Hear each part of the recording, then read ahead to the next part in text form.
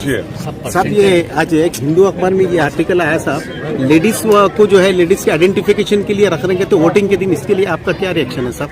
ये आया देखिए। तो क्या करना है, कोई बात ही नहीं, तो होता है ना। लेकिन उस दिन हमारे वोटिंग के लिए नहीं कुछ नहीं होता सर। वोटिंग परसेंटेज बढ़ाने के लिए इस बार क्या करना है? नहीं, वोटिंग परसेंटेज बढ़ाने के लिए ही कोशिश की जा रही है और सबसे हम गुजारिश कर रहे हैं और मसाजिद से, अइम्माए मस्जिद से, यानी उलमाए कराम, मुफ्तियाए कराम, पूरे मौलाना, जितने ज़िम्मेदार लोग हैं वो सब कह रहे हैं कि वोट का इस्तेमाल करिए। और ये हमको सब समझना है कि ये हमारे मुल्क का बड़ा नाजुक और तारीख तरीन पार्लियामेंट इलेक्शन होने जा रहा है और अगर हम अब निकल कर अपने वोट का इस्तेमाल नहीं करेंगे तो फिर मुल्क जो रास्ता तय करेगा वो मुस्तकबिल के लिए हम तमाम के लिए ठीक नहीं होगा, मुल्क के लिए ठीक नहीं होगा। तो बीजेपी को रोकना है और उसके लिए हम तमाम को मिलकर मुत्तहिदा तौर पर अपने वोट का इस्तेमाल करना है। हैदराबाद तेलंगाना में जो भाईचारगी है, मोहब्बत है, अमन का माहौल है, उसको बरकरार रखने के लिए हम उम्मीद करते हैं कि हैदराबाद पार्लियामेंट से MIM पार्टी को वोट देंगे और पूरे तेलंगाना के दीगर 16 पार्लियामानी हल्कों से बीजेपी को शिकस्त देंगे। सर, इसमें BRS को सपोर्ट कर रहे हैं या कांग्रेस? हम पिछले असेंबली इलेक्शन की तरह कोई ऐलान नहीं कर रहे हैं। हम ये कह रहे हैं कि हैदराबाद में पतंग और तेलंगाना में बीजेपी ख़त्म। तो अब इसके लिए अवाम अक्लमंद है, बाशऊर है, अवाम जानती है कि बीजेपी को कैसा हराया जा सकता है और ये हमारा फैसला है और आप देखेंगे कि इंशाअल्लाह ताला मजलिस के इस ऐलान के बाद अवाम को पैगाम मिल चुका है। सर, बीजेपी का जो नारा है इस बार 400 पार, उसके ताल्लुक से आपका क्या? देखिए, 400 पार का जो नारा है वो इसलिए दिया जा रहा है कि हमारे आइन को, संविधान को, कॉन्स्टिट्यूशन को बदल देना। कल ही राजस्थान के बीजेपी के एक डिप्टी चीफ मिनिस्टर मोहतरमा हैं, उन्होंने कह दिया कि अगर 400 पार मिलेंगे तो आइन और संविधान को बदल देंगे। जब आइन और संविधान बदलेगा तो right to equality, basic structure चला जाएगा, रिजर्वेशन जो दलितों को मिल रहा है वो ख़त्म हो जाएगा, BCs को जो रिजर्वेशन मिल रहा है ख़त्म हो जाएगा, आर्टिकल 29 और 30 के तहत जो हमको हमारे तहजीब का तहफ़्फ़ुज़ का हक़ दिया गया वो ख़त्म हो जाएगा, दफ़ा 30 के तहत जो अक़लियतों को अपने पसंद के तालीम इदारे खोलने की इजाज़त है वो ख़त्म हो जाएगा। तो ये एक बहुत बड़ी लड़ाई है जिसको आवाम से उम्मीद करते हैं कि उसको देखेंगे और अपने एक वोट का इस्तेमाल करेंगे। सुबह 7 बजे से शाम में 6 बजे तक हम सब को मिलकर अपने वोट का इस्तेमाल करना है और अगर कोई ये समझ रहा है कि मेरे वोट नहीं डालने से फ़र्क नहीं पड़ेगा तो फिर याद रखिए, वोट एक अमानत है, आप अमानत में ख़यानत नहीं कर सकते। उस दिन एक दिन आपको कोई फार्म हाउस में जाने की ज़रूरत नहीं है, कोई दावत मनाने की ज़रूरत नहीं है।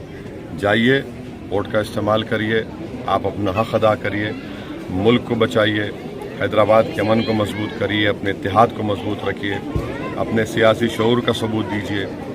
ये हम सबको करने की ज़रूरत है। सब अब की बार भी इलेक्शन के जो सीट्स है उसके अंदर बेकायदगी पाई जाती है। क्या है? तकरीबन एक घर के 5 वोट है तो जिसमें से 2 वोट ऐसा नहीं है, बाज़ वोटों की जंपिंग हुई है, वो चेक कर रहे हैं, चेक करके दे देंगे आपको, क्योंकि अब तो हमारे पास ऐप है, सही वो उससे प्रिंट आउट निकल जाता है, वहीं का दे सकते हैं सब दे रहे सब। लेकिन बाज़ जगह ए और 5 अगर वोटर्स है तो उसमें से 2 का नहीं है सब, चेक करने के बाद ही पहले जो चेक करके दे सकते, बाद में दूसरे बूथ पे क्या होगा नाम चेक कर लेंगे। सब एक अपने हैदराबाद की नॉर्मल आवाम का सवाल है। असद साहब ज़्यादा मेहनत करें, लेकिन असद साहब ही आते, लोगों की आवाम मतलब जो नॉर्मल जो बातें चल रही वो सिर्फ असद साहब ही जीते, लेकिन असद साहब ज़्यादा मेहनत क्यों कर रहे हैं?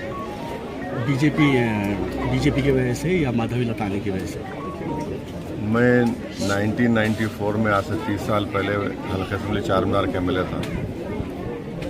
मैं तो ये समझ रहा हूँ कि मेहनत कम कर रहा हूँ। मैं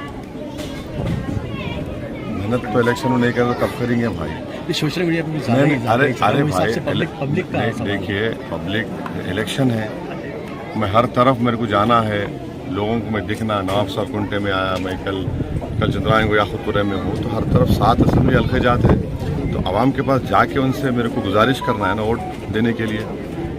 तो ये मेहनत तो करना ही पड़ेगा, जमहूरियत है, कैंडिडेट का काम है मेहनत करना।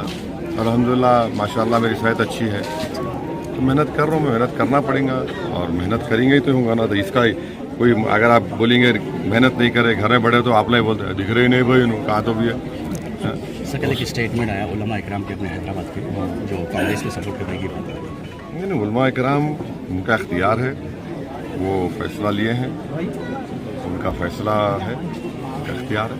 ये हैदराबाद में मजलिस हिंदुस्तान- से तायद कर रहे वो लोग। ये हिंदुस्तान के आयन को बदलने की जो बात चल रही आराम से। पिछले वक्त में पिछले वक्त में कांग्रेस का दौर था उसमें ऐसा कुछ हुआ था सर, जैसा बीजेपी में? नहीं, अभी 400 पार का मतलब एक ही है कि भारत के आइन को तब्दील कर देना, जिसको बाबा साहब अम्बेडकर ने बनाया। और अगर आप आरएसएस के जितने सरसंघचालक जो शुरू उनके पहले जो चीफ थे, सरसंघचालक मतलब चीफ थे, हेगडेवर से लेके गोलवालकर, और उसके बाद जितने भी बने, सुदर्शन बने या राजू भैया बने या फिर अब हैं मौजूदा, इन सब की तकारीर नेट पे अवेलेबल हैं। इनके लिखे हुए किताबें या जो भी है, उसमें एक बात की तरफ हमेशा ये लोग बोलते कि आइन सही नहीं बना। तो इसलिए यकीनन ये खतरा है, बेसिक स्ट्रक्चर को ख़त्म करना इनके जहनों में है। अब बेसिक स्ट्रक्चर जो है वो भारत के फंडामेंटल राइट्स का एक चैप्टर है पूरा। वो पिछले वक्त में कांग्रेस के दौर में कुछ बदलाव हुआ था सर? इमरजेंसी हुई थी ना कांग्रेस जमाने में, जी इमरजेंसी हुई आइन में कुछ थी, बदलाव? जबरी नसबंदी हुई थी, कई हुकूमतों का 356 का गलत इस्तेमाल हुआ था प्रेसिडेंट रूल नाफिज करने के लिए।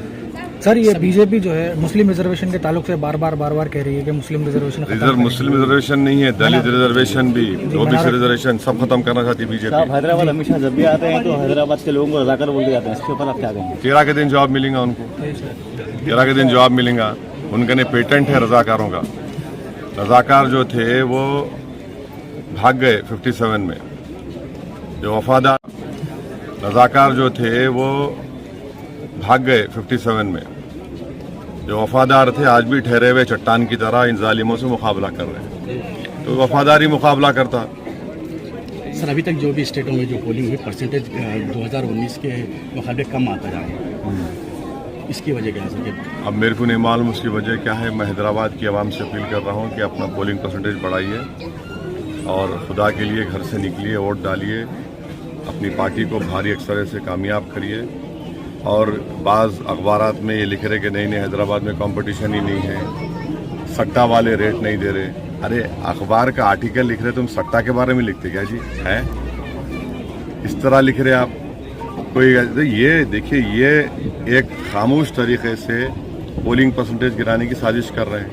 मैं आपके ज़रिए से हैदराबाद के राय दहिंदगान से अपील कर रहा हूँ कि मजलिस के पूरे मुखालिफिन एक जगह जमा होकर ये कोशिश कर रहे हैं कि मजलिस की कामयाबी को अगर रोक नहीं सकते तो कभी नहीं रोक सकते इंशाल्लाह, तो पोलिंग परसेंटेज कम करना।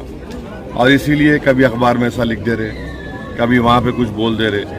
तो हैदराबाद की आवाम से अपील कर रहा हूँ कि जो ज़ाहिरन हमारे सामने नहीं है मगर इनका दिल बातिल ताकतों के साथ है, मुखालिफिन मजलिस के साथ बैठकर साजिशें रचा रहे हैं, तो इन तमाम जिसको हम उर्दू में बोलते हैं चंडाल चौकड़ी, ये चंडाल चौकड़ी को हराने का है। तो हमारे को अपना पोलिंग परसेंटेज बढ़ाने का है। सर पोलिंग परसेंटेज बढ़ाने के लिए आप क्या मुहिम चलाना चाह रहे हैं? क्या हम तो हर जगह बोल रहे, तकरीरों में बोल रहे। अब तो हम लोग घर पर स्टिकर लगा दे रहे कि आपका पोलिंग स्टेशन ये है, यहाँ पे इतने वोट है।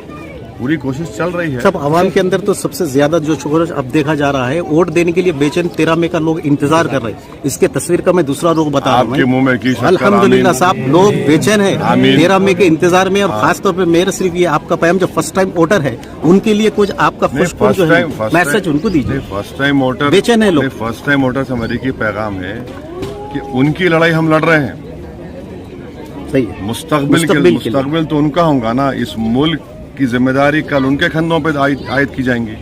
अगर फर्स्ट टाइम वोटर ही बोलेगा नहीं मैं जरा फार्म हाउस जाके आम खा के आता हूँ, मैं कहीं दूर जहाँ धावा खुला है वहाँ पे जाके उसको बोल दिया मैं वो क्या बोलते हैं वो चिकन बनाओ, कंट्री चिकन बनाओ, वो वहाँ पे वैसा मिलता। हाँ, मैं यहाँ से गुलबर्गा हुनाबाद चलेगा तो वहाँ पे अचारी गोश्त मिलता। ऐसा मैं सुन, ये गलत बातें हैं भाई। आपकी लड़ाई हम लड़ रहे हैं इस मुल्क को बचा। अगर देखिए इस पार्लियामेंट इलेक्शन में अगर खुदा ना खास्ता बीजेपी हुकूमत में आएंगी तो फिर ये मुल्क उस रास्ते पे चला जाएगा जहाँ से वापस आना मुश्किल होगा हमारे को, और हम लोग तारीख का हिस्सा बन जाएंगे। तो तारीख अगर बनाने का है तो फर्स्ट टाइम वोटर हो, बुजुर्ग हो, नौजवान हो, खवातीन हो, सबको एक साथ 13 तारीख के दिन निकल कर वोट डालना है। ठीक है सर, एक